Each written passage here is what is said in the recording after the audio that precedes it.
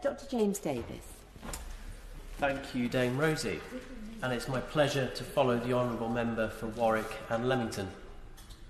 I wish to briefly speak in support of this bill, in particular the significance of Clause 54 and the importance of rejecting those amendments which seek to limit the territorial extent of the bill.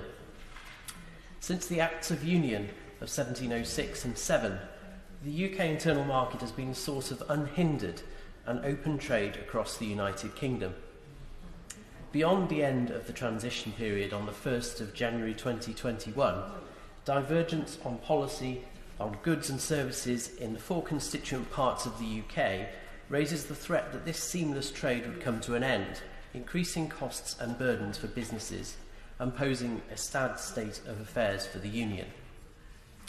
It's common sense that we need to avoid this scenario. As chair of the Mersey North Wales All-Party Parliamentary Group, I know how important the UK internal market is to businesses throughout the region, where 12 million daily cross-border commutes take place annually. In fact, a 2018 Welsh Government policy briefing noted that in the case of the UK internal market, the economy in Wales is deeply embedded within the wider UK economy. It goes on to say that close proximity means natural transport routes and lower transport costs, shared institutional and business contexts, and cultural and historical ties. Now, parts 1 to 3 of this bill propose a commitment to market access.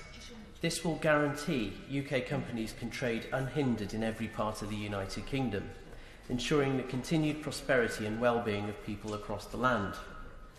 Qioptic, a manufacturer of optical instruments which has a base in my constituency, says within the current economic uncertainty driven by the global pandemic, it's important for industry to be able to continue with a consistent approach to trade across all of the UK.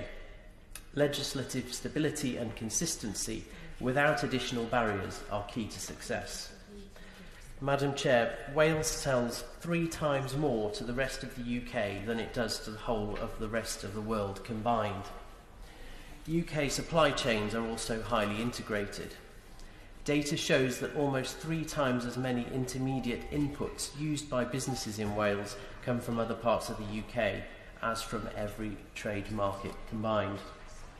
And modelling shows that Wales would suffer a GDP loss 5 times higher than the UK as a whole from any reduction in internal trade due to unmitigated differences in regulation.